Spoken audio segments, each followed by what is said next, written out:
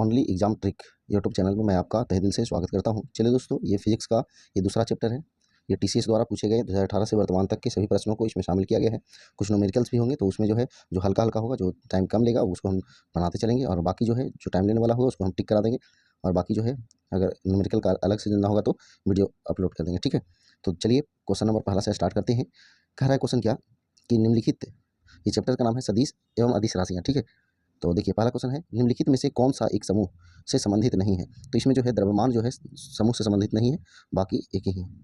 आगे देखिए, निम्न में कौन सी एक वेक्टर मात्रा नहीं है। तो वेक्टर मात्रा कौन नहीं है, तो विद्युत प्रवाह वेक्टर मात्रा नहीं है, यानी सदिश नहीं है।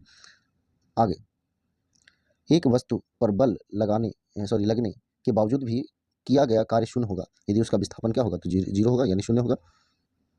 चलिए 150 नंबर क्वेश्चन क्या कह रहे हैं, विस्थापन के परिवर्तन की दर को क्या कहते हैं। तो विस्थापन के परिवर्तन की दर को जो है वेग कहते हैं, यानी कि वेग बराबर होता है विस्थापन बटा समय। आगे अगला क्वेश्चन क्या कह रहा है, निम्न में से किस राशि का मान स्थान बदलने पर भी परिवर्तित नहीं होता है। तो ये जो है द्रव्यमान है, जो स्थान बदलने पर भी परिवर्तित नहीं होता। बल और विस्थापन के गुणनफल क्या कहलाता है। बल और विस्थापन के गुणनफल जो है आपका कार्य कहलाता है। कार्य बराबर होता है बल गुना विस्थापन। आगे देखिएगा, त्वरण ऋणात्मक होने पर किसी पिंड का वेग क्या होगा। तो ये जो है आपका घटेगा। बल द्वारा किया गया कार्य धनात्मक होता है जब विस्थापन बल की दिशा में हो। Option D. पृथ्वी का द्रव्यमान लगभग है, तो पृथ्वी का द्रव्यमान लगभग जो है 6 × 10⁻⁴ kg है। Option C. वेग और समय के गुणनफल क्या होता है। तो वेग और समय के गुणनफल जो है आपका विस्थापन होता है। अब देखिए, ये जो है हल्का न्यूमेरिकल है, यानी कि 4 सेकंड में 21 मीटर और 2 सेकंड में अगले 15 मीटर की यात्रा करती है औसत चाल। तो औसत चाल बराबर होता है कुल दूरी बटा कुल समय। तो 21 और 15 जोड़ देंगे, तो 21 15 कितना हो जाएगा, 20 और 10 30 और 6 36 36 बटा कुल समय। तो 4 और 2 6, 36 बटा 6 यानी कि 6 हो जाएगा। तो इसका हो जाएगा 6 मीटर प्रति सेकंड। तो ऑप्शन बी इसका सही आंसर हो जाएगा। आगे देखिए, स्वतंत्र रूप से गिरने वाली वस्तु किस गति का उदाहरण है। स्वतंत्र रूप से गिरने वाली वस्तु किस गति का उदाहरण है। तो ये जो है आपका समान रूप से त्वरित गति का। ऑप्शन ए सही आंसर होगा। चलिए 159 नंबर क्वेश्चन कह रहा है कि यदि किसी वस्तु पर लागू एक स्थिर बल की दिशा में वस्तु द्वारा स्थानांतरित बल और दूरी के परिणाम के रूप में दर्शाया जाता है, तो इसे क्या कहा जाता है। तो इसे जो है किया गया कार्य कहा जाता है। ऑप्शन बी जो है इसका सही आंसर होगा। आगे देखिए, जी स्मॉल जी मतलब गुरुत्वीय त्वरण की एसआई इकाई त्वरण की एसआई इकाई के बराबर है जो है, तो इसका मीटर प्रति सेकंड होता है। तो ऑप्शन ए इसका सही आंसर होगा। कह रहा है, निम्न में से किस युग्म की इकाइयाँ समान नहीं होती है, यानी कि किसका समान नहीं होता। कार्य ऊर्जा ठीक है, चाल वेग सही है, दूरी और विस्थापन सही है, बल और दाब सही नहीं है। आगे देखिए 62 नंबर, किसी भी माध्यम में जैसे ही हम बढ़ाते हैं, क्या चीज़ बढ़ाते हैं कि ध्वनि की चाल यानी ध्वनि की गति बढ़ जाती है, तो तापमान बढ़ाते हैं। माध्यम में जैसे ही तापमान बढ़ाते हैं तो ध्वनि की गति बढ़ जाती है।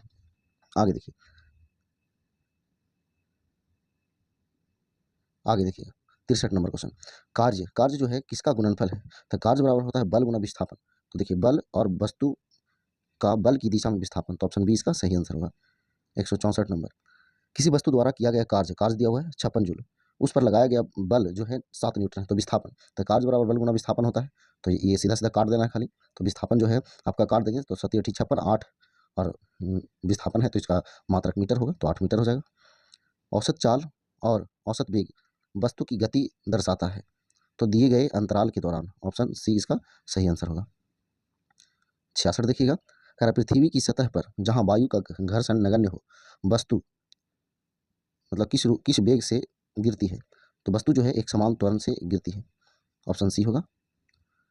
आगे 67 कह रहा है, न होने पर किया गया कार्य शून्य होगा। तो विस्थापन न होने पर कार्य शून्य होगा, और क्या विस्थापन होने न करेगा तो कार्य कहाँ से होगा।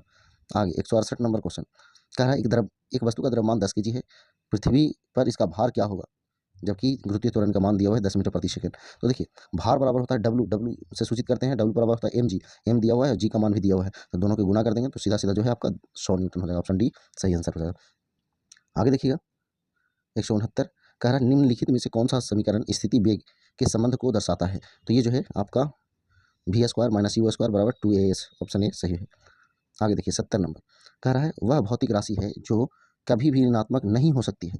तो कभी भी ऋणात्मक नहीं हो सकती है, तो दूरी कभी भी ऋणात्मक नहीं हो सकती है। एम द्रव्यमान की कोई वस्तु जो त्वरण ए से गतिशील है, उस पर प्रयुक्त बल क्या होगा।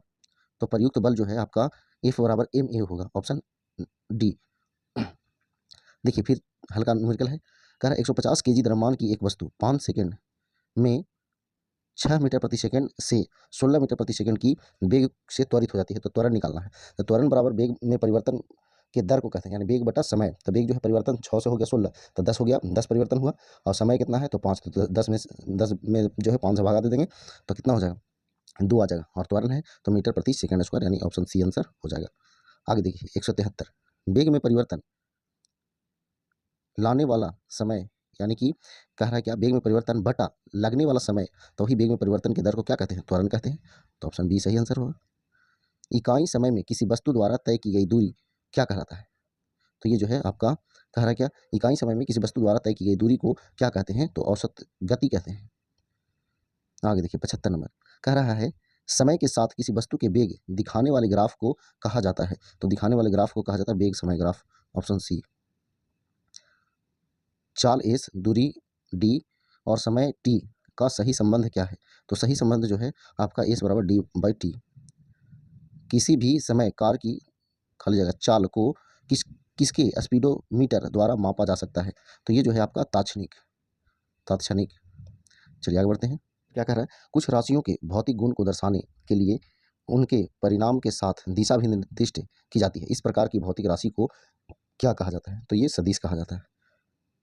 ड्यूटेरियम की द्रव्यमान संख्या कितनी है। ड्यूटेरियम की द्रव्यमान संख्या जो है आपका 2 है।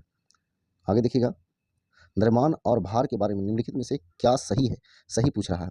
तो देखिएगा इसमें से जो है द्रव्यमान एक अदिश राशि है और भार एक सदिश राशि है। तो इसका आंसर जो है ऑप्शन डी होगा, बाकी वो सब गलत दिखा। आगे देखिए, कौन सा नियम कहता है कि रासायनिक अभिक्रिया में द्रव्यमान को न तो उत्पन्न किया जा सकता है और न ही नष्ट किया जा सकता है। तो ये जो है द्रव्यमान संरक्षण का नियम कहता है, ऑप्शन डी। आगे देखिए, मुक्त रूप से गिरने वाली किसी वस्तु द्वारा अनुभव किया जाने वाला त्वरण इसके किससे स्वतंत्र होता है। तो ये जो है आपका द्रव्यमान से स्वतंत्र होता है। आगे देखिएगा 83 नंबर क्वेश्चन। देखिए 83 नंबर जो है आपका न्यूमेरिकल टाइप का है, ध्यान देंगे। कह रहा है यदि एक कार 3.2 मीटर प्रति सेकंड के त्वरण से के साथ चलना शुरू करती है, यानी त्वरण दिया हुआ है, तो 20 सेकंड बाद वह कार का वेग क्या होगा। आप जानते हैं कि त्वरण बराबर क्या होता है, वेग बटा समय। तो त्वरण दिया हुआ है और वेग आपका निकालने का रहा, समय नीचे है, यानी तिरछा तिरछी गुना जो होगा तो इसमें जो है दशमलव हट जाएगा तो नीचे 10 होगा, 10 से काट देंगे 20 को तो 2 बार में कट जाएगा, तो 32 दूना 64, यानी कि ऑप्शन ए जो है इसका सही आंसर होगा। आगे देखिए, निम्नलिखित में से उस पर वेरिएबल की पहचान करें जो गैस के व्यवहार के बारे में नहीं बताता है। तो ये जो है आपका समय जो है ये नहीं बताता है। आगे देखिए, 2 सेकंड तक त्वरणशील एक कार 1 सेकंड तक त्वरणशील उसी कार से कितनी गुनी अधिक दूरी तय करेगी। दोनों ही मामले में कार विरामावस्था से समान त्वरण पर चलती है। तो इसका आंसर जो है आपका हो जाएगा ऑप्शन सी, यानी कि 4 गुनी अधिक हो जाएगी। कि यदि किसी इकाई में एक या अधिक चल भाग है तो चल भागों की चरम स्थितियों का संकेत निम्नलिखित में से कौन सा होगा। तो ये जो है लंबे डैश युक्त दोगुने डॉट वाली पतली रेखा, ऑप्शन बी होगा। आगे देखिएगा 187 नंबर क्वेश्चन। देखिए ये सब जो है थोड़ा सा टाइम लगेगा, इसको हम लोग ना होगा तो कमेंट करिएगा, अगले जो है हम न्यूमेरिकल का अलग से वीडियो कर लेंगे। चलिए देखिए, हमारा प्रयास ये है कि पहले हम जितना भी चैप्टर है समाप्त कर लें, उसके बाद जो है एक एक चैप्टर का जो है जो भी न्यूमेरिकल होगा करा देंगे। 187 क्या कह रहा है, तो ये न्यूमेरिकल है, इसको बना लीजिएगा आप। इसका आंसर जो है ऑप्शन बी होगा। आगे देखिए 188 कह रहा है किसी धारावाही परिपथ में 2 बिंदुओं के बीच वैद्युत खाली जगह एक इकाई आवेश को एक बिंदु से दूसरे बिंदु तक स्थानांतरित करने के लिए किए गए कार्य के बराबर होता है। तो ये जो है आपका विभवांतर के बराबर होता है। आगे खाली जगह किसी गियर के पिच सर्कल और दांतों यानी टूथ के निचले हिस्से के बीच की दूरी है। तो ये जो है आपका डिंडेंडम, ऑप्शन ए हो जाएगा। देखिए ये हल्का न्यूमेरिकल है, देख लेते हैं इसको। 500 केजी द्रव्यमान वाली एक कार में मौजूद गतिज ऊर्जा 64 किलो जूल है। तो इसकी चाल निकालना है। देखिए इसकी चाल जो है निकालना है, तो देखिए चाल बराबर क्या हो सकता है, 500 केजी द्रव्यमान वाली एक कार, द्रव्यमान दिया हुआ है और गतिज ऊर्जा दिया हुआ है। तो देखिए गतिज ऊर्जा बराबर होता है हाफ एम वी स्क्वायर। तो गतिज ऊर्जा बराबर दिया हुआ है हाफ एम के मान भी दिया हुआ है वी स्क्वायर, तो वी मतलब वेग, तो वही तो वी स्क्वायर निकालना है। तो इसको जो है इस पर रखिएगा तो बन जाएगा, ठीक है ना। इसका आंसर जो है ऑप्शन सी आ जाएगा। चलिए आगे बढ़िए, चलिए इसको जो है आंसर मिला लेंगे। तो 91 का जो है ऑप्शन दिल्ली जो है इसका सही आंसर होगा। आगे देखिए 92 नंबर, निम्नलिखित मात्राओं में से किसमें आयाम नहीं होते हैं। तो किसमें आयाम नहीं होते हैं, तो सापेक्ष पारगम्यता में, ऑप्शन डी सही आंसर होगा। मीटर प्रति सेकंड हो जाएगा। चलिए आगे बढ़ते हैं। समय t1 और t2 के बीच वेग समय वक्र के अंतर्गत क्षेत्रफल उस समय अंतराल के दौरान वस्तु के बराबर होता है। यानी कि वस्तु के किसके बराबर होता है? तो विस्थापन का परिमाण के बराबर होता है। ऑप्शन सी आंसर होगा। आगे देखिए, इसको आंसर हम मिला लेंगे। 195 का जो है आपका सी आंसर हो जाएगा, बना लीजिएगा इसको। 196 कह रहा है किसी वस्तु द्वारा तय की गई कुल मार्ग लंबाई है जिसे वस्तु के स्थानांतरित होने के दौरान कुल समय अंतराल द्वारा विभाजित किया जाता है। तो इसका आंसर जो है आपका ऑप्शन बी हो जाएगा, यानी औसत गति। आगे देखिएगा 97 कह रहा है जब 1 केजी पानी को 4 डिग्री सेल्सियस से 0 डिग्री सेल्सियस तक ठंडा किया जाता है तो इसका आयतन क्या होगा? तो इसका आयतन जो है अधिक होगा। देखिए क्यों अधिक होगा? आप जानते हैं कि आयतन जो है 4 डिग्री सेल्सियस पर जो है आपका सबसे कम होता है ना 4 डिग्री सेल्सियस पर। अब सबसे कम तो 4 ही है, तो बाकी इन्होंने जाएगा तो आपका 4 तक जाएगा तो घटते जाएगा, और 4 के बाद और आगे बढ़ेगा तो बढ़ेगा। तो इसलिए यहाँ आंसर जो है आपका सी हो जाएगा। आगे देखिएगा 198 नंबर क्वेश्चन क्या कह रहा है? जब किया गया कार्य सबसे अधिक होगा तब बल की दिशा और विस्थापन की दिशा के बीच का कोण कितना डिग्री होगा? तो बीच का कोण जो है आपका 0 डिग्री का होगा।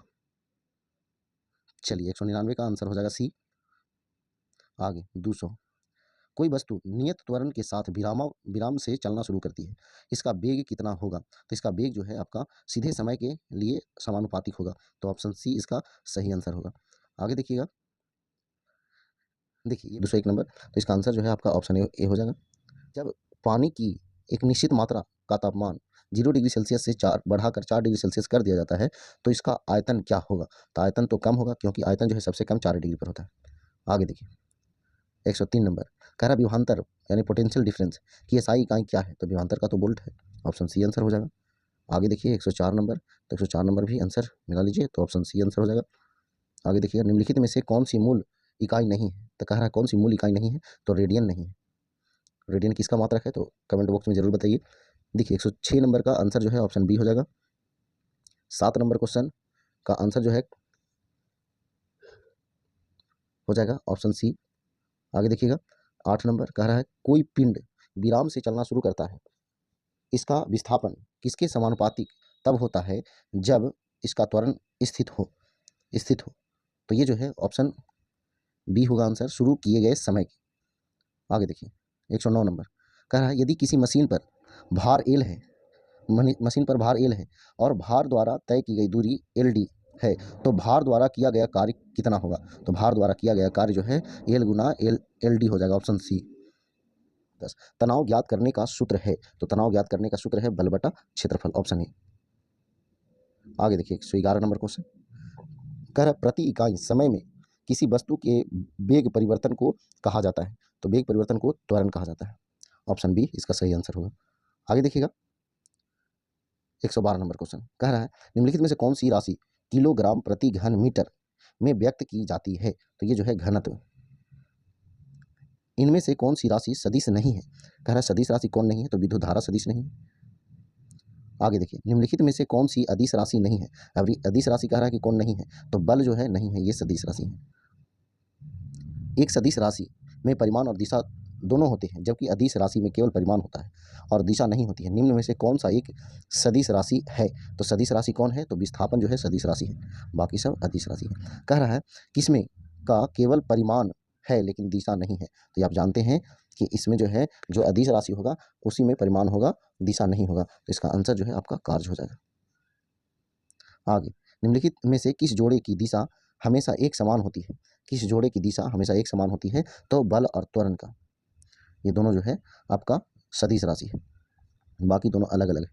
आगे देखिए 18 क्या कह रहा है कार्य में तो कोई दिशा नहीं होती है, केवल परिमाण होता है। केवल परिमाण होता है, दिशा नहीं होता है, इसका मतलब अदिश राशि है। आगे कि सभी बलों में होता है तो परिमाण और दिशा दोनों होता है, क्योंकि सदिश राशि है।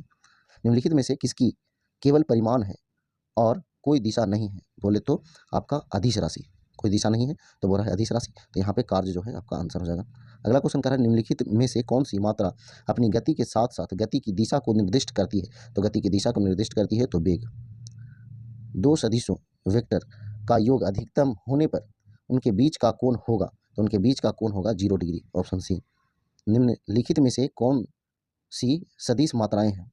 तो कौन सी सदिश मात्राएं हैं? तो फेंकी गई बेसबॉल का वेग, ऑप्शन बी।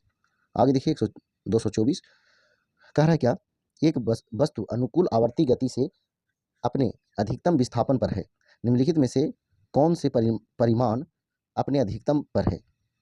तो ये जो है त्वरण जो है अपने अधिकतम पर है। आगे देखिएगा, अदिश राशि में क्या होता है? तो परिमाण और दिशा दोनों नहीं, इसमें केवल जो है परिमाण होता है, दिशा नहीं होता है। तो ऑप्शन बी जो है इसका सही आंसर होगा। आगे देखिएगा, कह रहा है कौन जो है सदिश राशि का उदाहरण है? तो सदिश राशि का उदाहरण जो है आपका संवेग है। आगे देखिएगा, किसी गतिशील वस्तु के लिए विस्थापन और दूरी का संख्यात्मक अनुपात क्या होता है? तो संख्यात्मक अनुपात जो होता है 1 के बराबर या उससे कम होता है। Option D. आगे देखिएगा, ये जो है आपका आखिरी क्वेश्चन है इस चैप्टर का। शून्य परिमाण वाला एक वेक्टर है, तो शून्य परिमाण वाला एक वेक्टर है तो आपका शून्य वेक्टर, ऑप्शन ए। चलिए दोस्तों, ये दूसरा चैप्टर जो है आपका सदिश और अदिश राशि से संबंधित था, ये समाप्त होता है। चलिए फिर अगले दिन हम लोग अगले नए चैप्टर को पूरा करेंगे। तो ये हमारा उद्देश्य जो है आपका रिवीजन है, ताकि आपको बेहतर से बेहतर जो है रिवीजन कर सके और क्वेश्चन जो डाउट होता है उसको लिख लिया करें, और जो है आगे अगले जो भी रेलवे का एग्जाम है वो सभी में आपके लिए महत्वपूर्ण साबित हो। तो चलिए इस वीडियो को हम यहीं पर रोकते हैं। अगर वीडियो पसंद आया तो वीडियो को लाइक और शेयर जरूर करेंगे। तो आज इतना ही। जय हिंद, जय भारत, वंदे मातरम।